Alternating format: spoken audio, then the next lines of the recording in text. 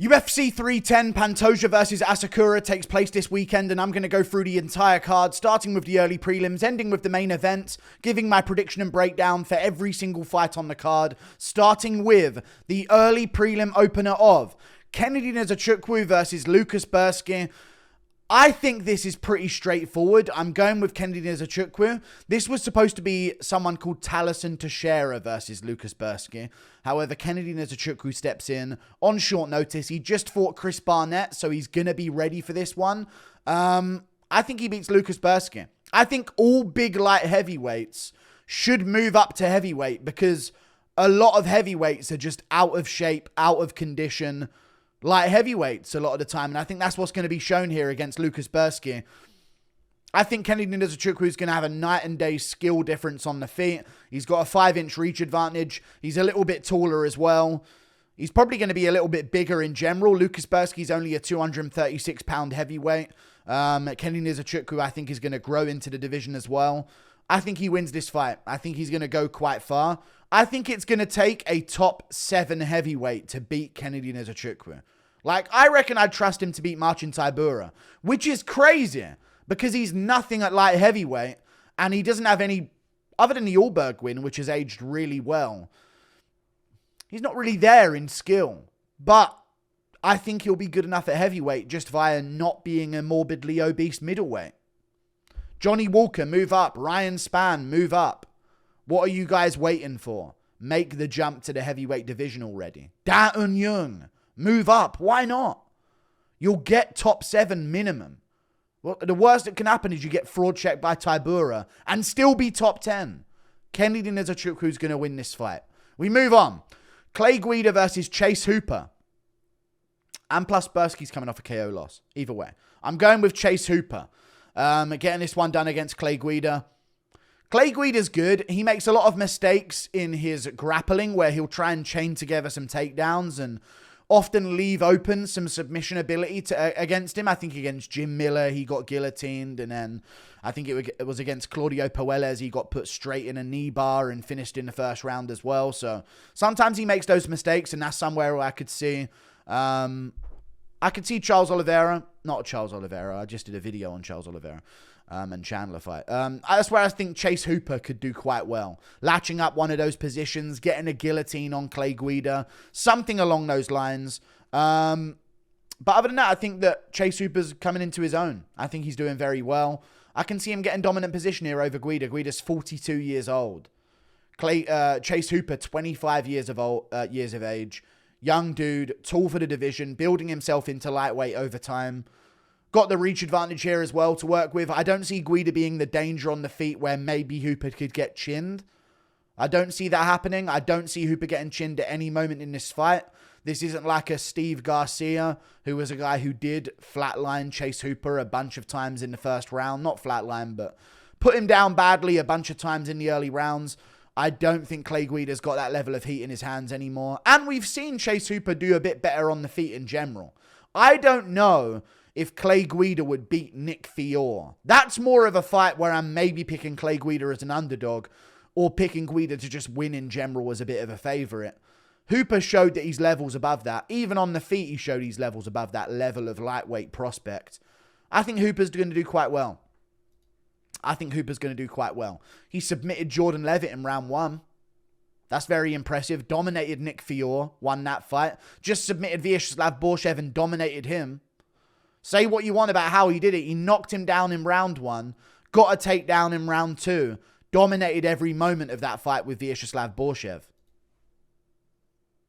9 out of 10 times, does he knock him down in round 1 that way? Probably not, but I don't think you can keep denying Chase Hooper against this level of comp.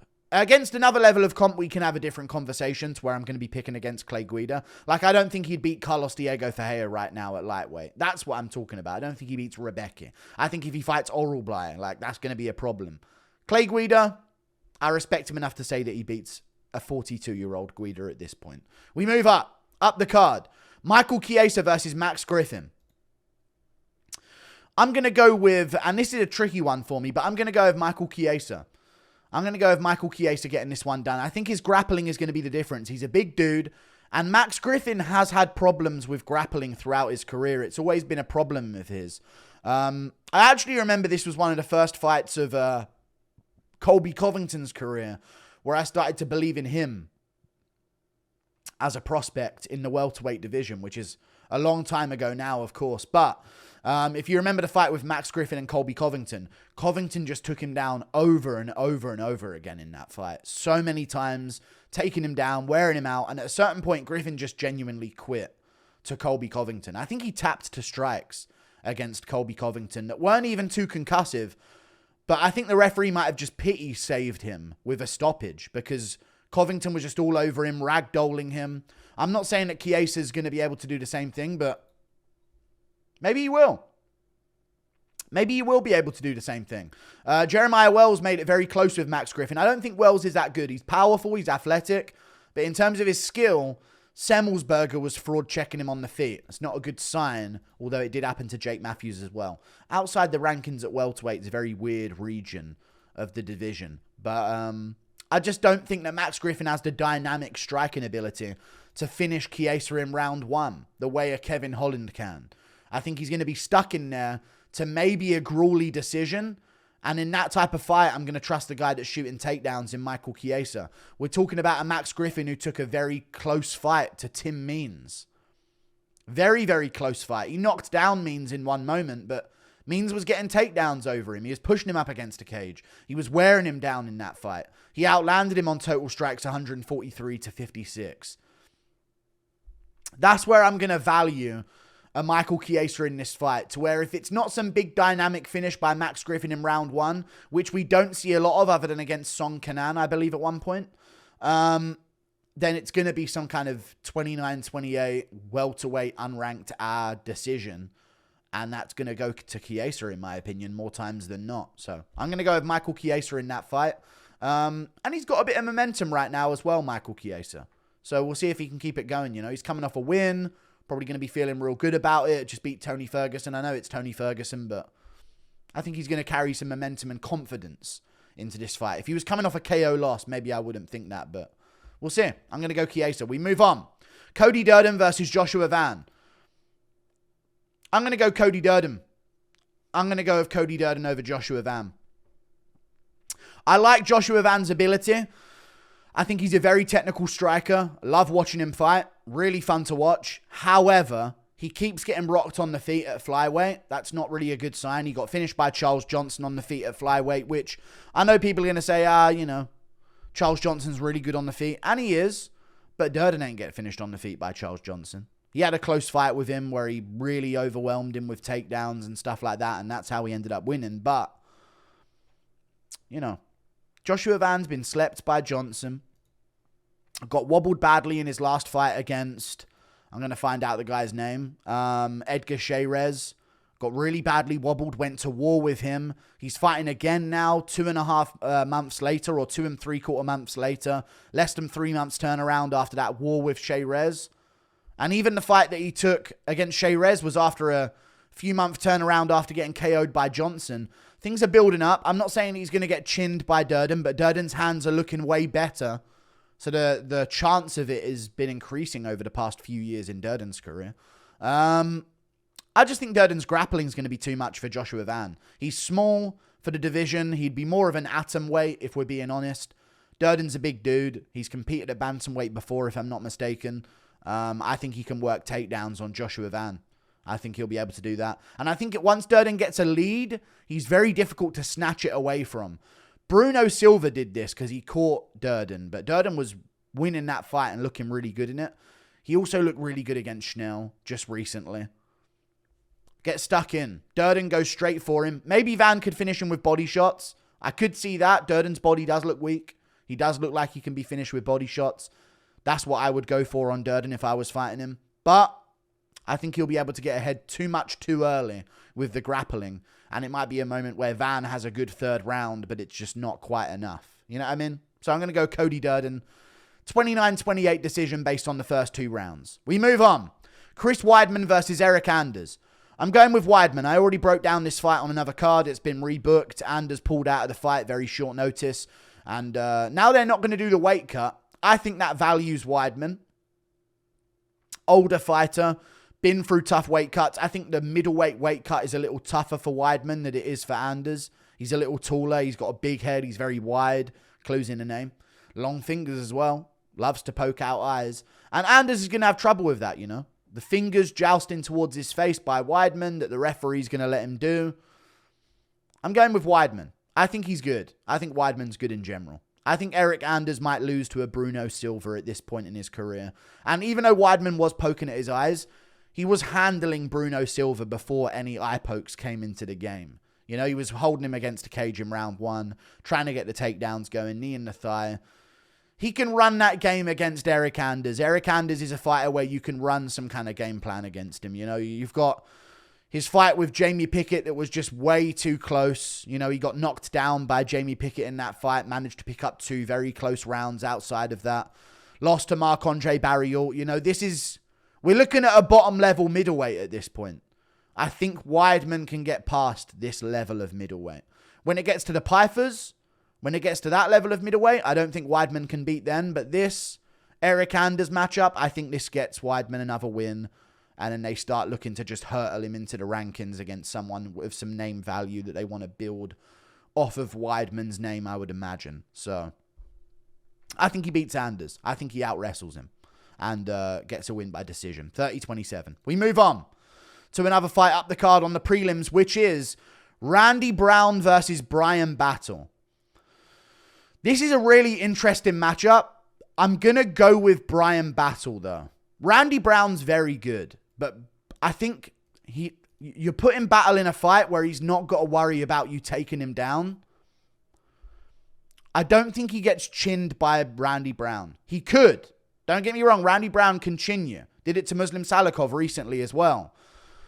But you've got to really have a high chance of knocking him out, which I think he has a chance, but not a high chance of knocking out Bryan battle.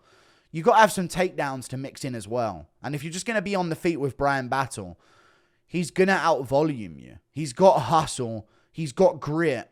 He keeps pushing. The cardio comes into play as well. He's got momentum. It's probably the best he's ever felt in his career. Put together a win streak again at welterweight. If he wins this one, it's looking towards the rankings. I think this is Bryan battle becoming 30 years old, coming into his prime, and he's going to shine. Randy Brown's had these moments before. He's lost these moments before. He had it against JDM. There's a few other fighters that he's had it against as well that I'm going to find right now. Coming off 2 wins, beat Alessio Zaleski dos Santos. That's no joke. That's no joke. I just think battle pressures well. I could see Randy winning a close decision, but I don't know. It was a somewhat competitive fight with Wellington Turman, you know? It was a reasonably competitive fight with, Francisco Trinaldo. He won a decision and he hurt Trinaldo in a moment, but other than that, there's ways of getting to Randy Brown. There's ways of lesser fighters than battle making it close. You know, Jared Gooden went reasonably close with Randy Brown in that fight in terms of numbers. You know, that went to another 29-28 unranked welterweight decision that I mentioned before. I'm going to go with Bryan battle. I think he's got that next thing that puts him over fighters that are slightly lesser that have made it somewhat close. And I think that leads him to a close decision win. 29-28 decision win for Bryan battle. Very close, maybe a split. But I think he has an advantage over Randy Brown when it comes to the stand-up. Composure, you know, he's not been shown wrong yet at welterweight other than against Renat, and that was because of the takedowns. Randy Brown ain't going to have that option. Randy Brown's been chinned before. I'm going to go Bryan battle getting this one done. Decision win. We move on. Up the card. Movsar Evloev versus Aljamain Sterling. I'm going to go with Movsar Evloev over Aljamain Sterling. I like Aljo. I think Aljo actually has really underrated legacy. People see him lose to O'Malley, and his legacy is very underrated. You know, he just moved up and beat Calvin Kattar. Regardless what version of Kattar that was because of the knee injury, and I literally said Aljo's going to ragdoll him for 3 rounds, and he did. Regardless what version of Kattar it is, he still has that name on his resume now, and now he's looking towards Evloev, and if he beats Evloev, he's going to be looking towards a Holloway or a Volkanovski or another title elimination bout in the featherweight division, or maybe he just gets a title shot at some point, depending on timing. But Aljo's in top spot right now. And this would be a huge win for Evloev as well. And could get Evloev his title shot. So I'm really looking, or a fight with Lopez. If Lopez doesn't get the next shot. I'm operating under the condition that Lopez does, because that's what's right in the world. But Aljamain Sterling, I think, is just outmatched on the feet here. I like Aljo. I think he's got really good grappling. I think against lesser featherweight grapplers, we could see Aljo have a lot of success moving forwards in general. Towards fighters that want to be on the feet at featherweight, I think Aljo could do quite well. Especially in a 3-rounder. In a 5-rounder, you just give too many opportunities for them to catch him, or to hurt him on the feet, or to start to turn the tide on the feet a little bit. But in a 3-rounder, like even in a 3-rounder against Peter Yan in a trilogy, I'd be pretty confident leaning Aljo. So, yeah, I think this is going to be good for Aljo, but on the feet, I just think Evloev's too much for him. A little bit too much. Evloev's been looking good on the feet. Early in his career, like when he first fought Lopez, which, to be fair, wasn't many fights ago, even though it was a long time ago, because Lopez has just been so insane. It was only one fight ago in this guy's career. Jesus Christ. On the feet, he looked improved against Arnold Allen. He wobbled Arnold Allen in a moment. In round 2, I believe it was. Wobbled him, had him hurt, had him in some level of trouble. I've been liking Evloev's stand-up a little bit more. Even before that with Arnold Allen. Arnold Allen, on the feet, although he got outdone by Holloway and very noticeably outdone, even though it was competitive, Evloev held his own. On the feet, with his straight punches. He's a little bit quicker than Aljamain Sterling on the feet as well. Aljo does a lot of like kicks on the feet that are really slow, that he can get away with because no one's really going to be shooting on him. I could see Evloev shooting a few takedowns on Aljo. I could see Evloev shooting in a few, mixing in that threat into Aljo's game, and then that loosening up some things on the feet for him. I think Evloev's going to win this fight by a decision. 30-27. All rounds competitive, but Evloev has just got a little bit more. He's a little bit larger where he needs to be. You know what I mean? Well, no Jones. But he's going to use the size when he needs to, I should have said. Jesus Christ.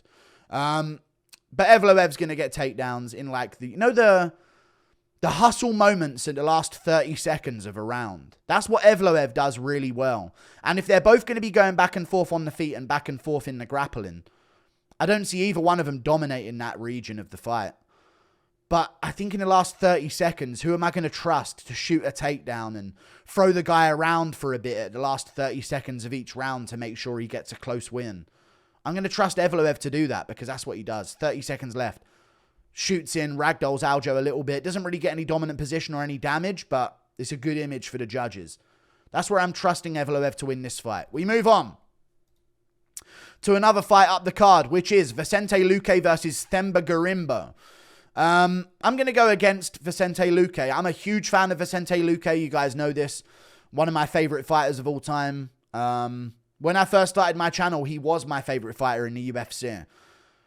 He still is. I'm not saying just based on results, I leapfrog off of fighters that I'm a huge fan of, but it's been tough to be a Luque fan. Because you're a Luque fan for the action, the violence. And now I don't think if Luque can take the violence anymore. I'm worried. I'm concerned. I don't know about his chin anymore. I don't know how he's going to deal with being put on his back anymore. He seems like he's overthinking every position. I could have trusted him to beat Nick Diaz, which was the original fight on this card. But I'm going to go with Themba Gorimbo. I'm going to go with Themba Gorimbo over Vicente Luque. I may regret this, and Luque may put him on a shirt and absolutely destroy him in this fight, and I could look like a fool. I get it. And listen, Themba Gorimbo, he beat Nico Price, worked a bunch of takedowns on him. Dominant performance. Wasn't too exciting. Yeah. I'm going to go with Themba Gorimbo, though. Beat Ramiz Brahimaj pretty convincingly as well. Out-grappled him. I can see him taking down Luque, and then Luque starting to second-guess himself on the feet.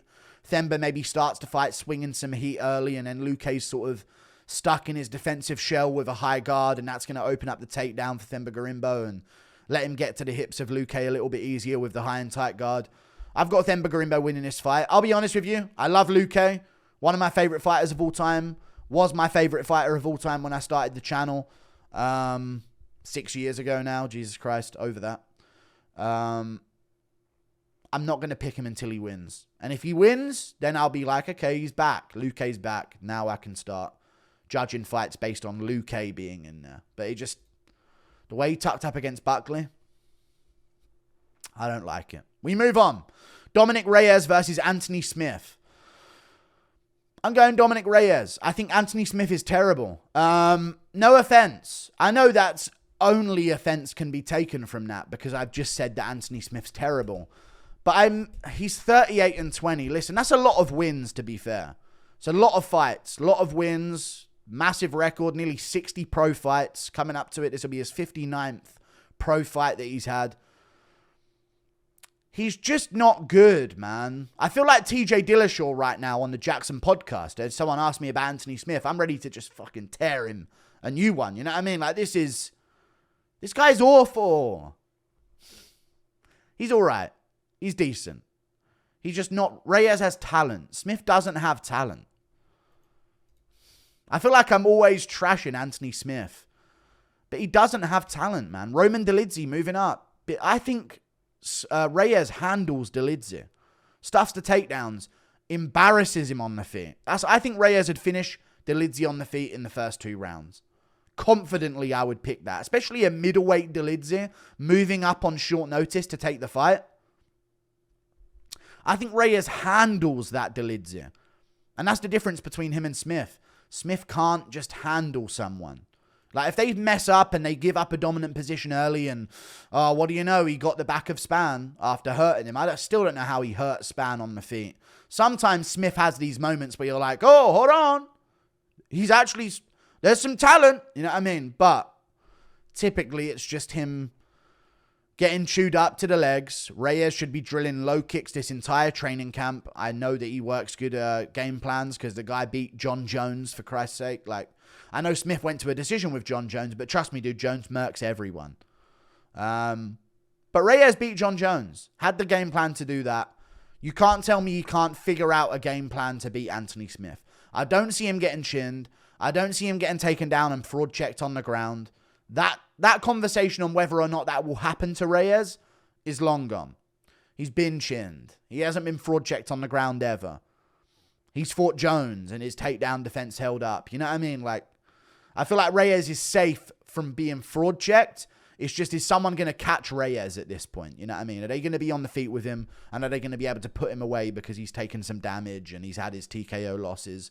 Who knows? Smith's not the guy to do that. Smith's not going to get him down with a takedown. He's not going to knock him out on the feet. He's going to try and go tit for tat with Reyes at range and try and outfight him. I think Reyes is going to have a vintage performance. Look like he's back in full steam ahead. And I've got Reyes winning that fight by TKO in round 1 or 2 against a cage, ground and pound. Reyes gets it done. We move on. Nate Landwehr versus Doo Ho Choi. I'm going to go with Nate Landwehr. Pressure breaks Doo Ho Choi. Doo Ho Choi is very good. He was saved by his chin a lot in the earlier part of his career when he first went on a run and then he got to the Cub Swanson fight, had a fight of the year contender. Amazing fight if anyone hasn't seen it. One of the best fights you'll ever see. Cub Swanson, Doo Ho Choi. But he can be pressured and broken. He can be pressured and broken. He does get a little bit lackluster as the fight goes on sometimes. Very sharp early on. Could catch Nate Landwehr early on. But I've seen Nate Landwehr fight early on against dangerous... David Onama's very dangerous on the feet to just walk into like that. And he did catch Nate and put him down. But Nate's recovery is very good. Then he gets into grappling. Then he starts shooting takedowns. Then he starts working that against you as well. This is either going to be a Doo Ho Choi, he's back moment where he KOs Nate Landwehr in the first 2 minutes, or Nate Landwehr beats the hell out of Doo Ho Choi and makes him retire. I could see that. I could see Nate Landwehr beating up on Doo Ho Choi, finishing him in the later rounds, maybe round 3 or round 2. Nate's really good. I like Nate Landwehr. I think Nate Landwehr would do better against grapplers. I will say that. I'm going to get to a matchup next that I hate the look of. But I think Nate Landwehr would do better against grapplers. But listen, he just finished Emmers in round 1 by TKO. That's very impressive. Jamal Emmers is very tricky to fight. A lot of people forget, man. Jamal Emmers. That's an underrated win for Nate Landwehr to be coming off of right now because Emmers gives a tough fight to a lot of people. He beat Corey Sandhagen on a regional scene, took Giga Chikadze to a split decision on his come-up, lost to Pat Sabatini by being heel-hooked after going for a finish after dropping him, but split decision with Jack Jenkins on the feet for 3 rounds. That's impressive. You know, fraud checked Kashane Ashkabov, 23-0. I'm going to go Nate Landwehr. I think he's going to break down Doohoo Choi, work in some grappling in the second and third, and then maybe get a TKO win, or maybe get that dash choke that he always goes for. So I'll go with Nate Landwehr getting this one done. We move on. Up the card, Bryce Mitchell versus Kron Gracie. Fuck this, man. Fuck this fight. Fuck Kron Gracie. Fuck every Gracie. I honestly feel that way after seeing this, dude. I know we call out Umar for his surname getting his privileges. Like, because Nurmagomedov, oh, that means he's done so much more than beat one contender. He shouldn't get, you know what I mean? Like, I know we go after Umar for it, but Kron Gracie is literally 0-2 in his last 2 fights, and now he's getting a ranked opponent at featherweight. He's 5-2 overall in his career. 0-2 against anyone half decent. I mean, he did beat Caceres. That's a good win, to be fair. Got the back early and got the choke. But other than that, Jordan just kept it simple against him. Swanson kept it simple against him. And he was just an absolute heavy bag in both of those fights. He's 36 years old. He's on a 2-fight losing streak to unranked featherweights. He's 0-2 in his last 2 to unranked featherweights. And now he's getting a ranked opponent on a main card of a pay-per-view. Well, there's Nate Landwehr. No, you got to beat Doohoo Choi first. So many other featherweights that are on the come-up right now. Gene Silver. These are the guys we should be giving to Bryce Mitchell right now. A ranked featherweight contender. Not Kron Gracie. I do worry that Bryce Mitchell will grapple too much and therefore lose. But I trust Bryce Mitchell not to be submitted. I don't trust him not to lose submission positions and maybe get his back taken at one point. Well, Kron would beat him in that. I think Bryce will out-wrestle him, and that will lead to him not being submitted. I don't think Kron's going to ragdoll Bryce Mitchell and therefore get a submission by getting to a dominant position. Like, I could see Kron Gracie having better jiu-jitsu. I don't see him getting Bryce into a position where he can get dominant position over him. So I trust in Bryce Mitchell when it comes to his wrestling defense. And I do think that he's got underrated stand-up, Bryce Mitchell. So I think in this fight he can be comfortable with it, and he'll probably just work Kron Gracie to a 29-28 decision, where in one of the rounds, Gracie might get his back a little bit too late, or get to a submission that isn't quite in, Bryce Mitchell escapes, and Joe Rogan can cream himself on the microphone about, people forget, man, the Gracies, you're talking about a lineage of fighters, and all of this. Bryce Mitchell wins the fight. We move on. Cyril Gane versus Alexander Volkov 2. This is a tricky one. This is a very tricky one to predict. Underrated fight to call. I'm going to go with Cyril Gane in the rematch here. Volkov could get it done. I wasn't going to pick him the first time. I was leaning towards Gane in the first time when this fight was announced. I think when it was announced, I leaned towards Volkov. But then as it got closer, I was like, no, Gane should win. But Volkov's stand-up has improved. He's looking a lot more comfortable on the feet. It's not like Gane has a crazy KO threat like Aspinall does. It's also not like Gane has an ability to take him down and submit him within a minute like Aspinall does. So he is going to be at ease a bit more in this fight, which is going to let him get a little bit loose with lifting up that lead leg for the body kick and the teep and the low kick that he goes for. And he does a lot of kicks and punches off the same side. Jab to a lead low kick to a jab. You know what I mean? He does a lot of that to offset his opponent's timing. I just think Gane can match his output. Gane can match his volume. I don't think Volkov can hurt Gane and put him away. I think Gane has a better chance of doing that to Volkov. I just think Gane can match his output, match his movement in a way that Pavlovich can't. You know, Volkov's more of a matador in the heavyweight division, where if you're a raging bull like a Tuivasa or a Pavlovich or someone along those lines, Derek Lewis even, bar the last 10 seconds of the fight, he can school you. He can dance around you, pick you apart, and be dangerous as well, and get a finish maybe at some point. Who knows? But against Cyril Gane, I don't see that for Volkov. I think he's going to have to mix it up a bit, and I don't see him being able to get takedowns on Gane. I don't see him being able to get a Von Flue choke like he did against Tuivasa and catch a kick or anything like that. Gane's just going to out-Matador a Matador that isn't as mobile as him. And plus, Volkov was supposed to fight Gane in October. And he injured his knee. And now he's back in the fight. So he's had an injury interrupt a training camp. Whereas Gane has not, as far as we know. But we know that Volkov has had a knee injury that postponed this fight from October to now December. So take from that what you will. That makes me a little bit more confident in my Gane pick. The fact that Volkov was the reason for the delay. And they had to reset and start camp over again because of a knee injury. So, especially in a fight where there's going to be a lot of low kicks. Having an injury, a knee injury in the middle of your training camp.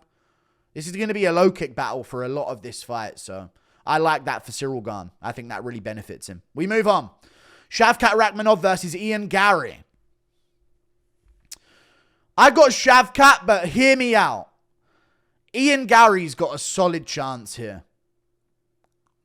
People are underrating Garry. I know I've made him a laughing stock, and he has done that himself, let me just say. I do not want to take credit for that. He's done all of that hard work himself. However, he's very good, and this is an MVP on the feet. A lot of people are looking at Shavkat's record, and they're seeing 18 fights in a row and these great numbers that you can take from Shavkat's record and resume.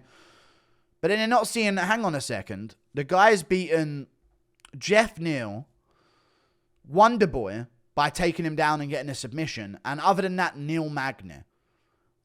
If Shavkat had just pieced up JDM on the feet and finished him, I'd get the mindset behind Shavkat going into this fight with Garry. However, we don't know yet, man.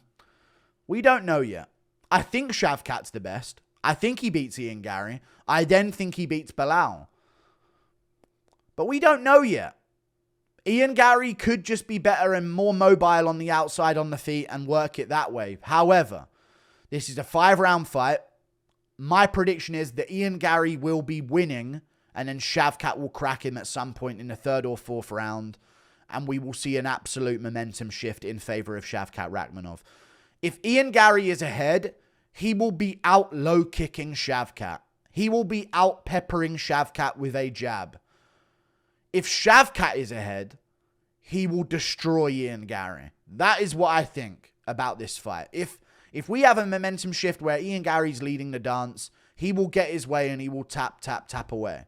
If Shavkat starts leading the dance, he will crack Garry hard, get into over-unders in the clinch, land some big vicious knees to the body and an elbow on the break, and Garry's cut open. I just think Garry's more likely to be cut open. He's more likely to have a leg snap after throwing a low kick. He's more likely to break a foot or a hand at some point in this fight. He's more likely to break to a body shot or get chinned in general or, you know, he's just more soy. And he's good, and he's technical, and he could go on to be something. He's 27. Even if he loses this, he's still going to be a top contender at 27 years of age. It's just if Jeff Neal can take you to a split decision, 29-28, I think Shavkat can go one above that. If MVP can make it really close. Even in a grappling, MVP got Garry down in the 3rd round. Shavkat's going to be shooting in some moments in this fight. I think Garry's going to win the 1st round very close. I think it's going to be a scrappy 2nd round that Garry maybe gets the better of. I think it's going to be an even scrappier 3rd round where it starts getting into a bit of a war. And if it does get into a bit of a scrap in that 3rd round, I think Shavkat's going to come out on top and finish Garry late in the 3rd or in the 4th. I'm going to say 4th round or late 3rd round finish for Shavkat Rakhmonov, getting a TKO win against the cage, piling onto Garry with some elbows and punches. Shavkat wins. We move on. Alexandre Pantoja versus Kai Asakura. Asakura getting a title shot in his debut. He's a big name. I get it. He's going to get millions of interactions going into this. He's a superstar over there. His videos on YouTube are getting hundreds of thousands of views in the build-up. And people are posting him stuffing Merab's takedowns and stuff. And I like that. But everyone stuffs Merab's takedowns. Not everyone stuffs Pantoja's, dude. I do feel like Asakura could win. But will he? Will he win? It's a nice pick. And I'd love to be the guy to pick Asakura and then go, and you guys doubted him. But man, I've seen highlights of Asakura and I get it. And there's like a nasty highlight package for Asakura where he's got all these knees to the grounded opponent and all of these finishes that he's got with soccer kicks and things like that. And I get that there's hype behind him for that reason. But if you watch back the fights that he lost, he seems lost in those fights. If you've actually gone through his career and you look at some of the fights that he's lost, I know that they've been against good opponents. And they have been against good opponents. I think one of his losses was to Kyoji Horiguchi. Another one was to Manel Kape where he got finished and slept. He lost another fight where he got slept before that as well in the third round to a 9-9 opponent, by the way. Just saying. That was in 2017, no. So he's very good. He did beat Hilal Ateng. It's a good underrated win that sort of sneaks by on his record. Has a win over Manel Kape by split decision. I'm farting. I always thought Manel Kape won that fight that they gave to Asakura by split decision. Just saying. And Manel Kape isn't top level flyweight. We found that out now with his close fight with Felipe Dos Santos. You know what I'm saying? It gets into where you start having that kind of conversation where, okay, he's very good. Asakura is very good. But a lot of flyweights highlight reels, if they were allowed to be on the regional scene for long enough, you know, we'd be seeing a nasty Durden highlight reel at Rising. You know what I mean? We'd see a nasty, not like in the same way of viciousness, but like, you'll see highlight reels of guys on the come up on the regional scene jumping to the title fight straight away. This is what the UFC want. So I kind of want to pick Asakura because I know that's what the UFC want to happen. They want him as a champion. Then they can go to Asia and have big fights there. Then they can have other people fight for the belt at flyweight because Pantoja's already beaten all of them. If he wins, they can have Royval fight for the belt against Asakura and there's no problem. You know, they can run the rematch. There's options at flyweight if Asakura wins. If Pantoja wins, I genuinely don't know what they do. So I wouldn't be surprised if he finishes Pantoja in a round conveniently and the UFC gets what they want as a champion, which is typically what they get. But DDP beat Adesanya, so maybe never mind. Yeah, I'm gonna go with Pantoja. I think mixing in the grappling will be good for him. I think he's underrated on the feet as well, technically. He beat Manel Kape. I think he very comfortably beat Manel Kape for 2 of those rounds as well. Round 3, I believe I gave to Manel Kape. But the first 2 rounds, Pantoja was ripping nasty body kicks. That's something people don't really credit about Pantoja's game. In the last few fights, he's been scrappy. He's been diving for takedowns. He's been getting them, but he's been sloppy and he's lost position and had to re-get position afterwards and get scrappy on the feet and charge in, punch in. But if you actually let him play the technical striking game where he wants to pick his moments a bit more, he can do that. He can wing lead body kicks. He can land low kicks on the outside. He can play that game and he's got the grappling to fall back on. And sometimes, listen, I see Asakura stuffing a takedown off Merab and then going for a Granby roll and ending up on top and then separating. And oh my God, his takedown defense is really good. Merab doesn't shoot like Pantoja shoots. Pantoja shoots like Oliveira. Merab shoots like a wrestler. He wants to get a takedown. He's not trying to get the back of you once he gets you down. He'll get a takedown, then you'll get to your knees, and Merab will hold you there and wait to get the next takedown. Pantoja will go for a takedown, and then when you're there trying to fight hands on the body lock, or trying to sort of Granby roll, or roll out of something, or scoot to your base, or get your knees under you, then he's got one hook in on the back. You know, and then if you try and scramble then, he's going to win that 50-50 and end up with both hooks in on the back, and then you're in trouble. I think that's where the difference is going to be. I think he will be able to get the back of Asakura. Asakura's also been out for a while. This will be a year layout from being in the cage. And he's been out for a year, and he's going to step back in to the main event of a UFC World Championship fight in his UFC debut. I swear to God, if he pulls this off, superstar. He already is. But that would massively elevate his star power. I'm just going to check now. What kind of numbers is he doing in his videos and that? Let me find out. Sorry, guys. We have a little intermission here just to see what's going on with Asakura. Well, his channel isn't even showing up right here. So I don't know what's going on there. Asakura. He has his own channel. None of his own stuff is showing up. Everyone else's videos is showing up. Let me find it right now. There it is. Has he been posting any content in the build-up? 5 days ago, 250,000 views. 7 days ago, 474,000 views. 8 days ago, 484,000. 9 days ago, 454,000. He's going to get to the millions if he does get to UFC championship. I just don't like this for him. I don't think this is going to be good for him. I could also see him getting chinned. He's not unchinnable. I know you may look at Pantoja and think he is, which is another advantage that I think Pantoja has going into this fight. He's unchinnable. He could be chinned, but he's seemingly unchinnable. Figueiredo hit him with everything he had, dropped him at one point in round 2. But other than that, people seem to hit Pantoja with everything they've got, and he just eats it.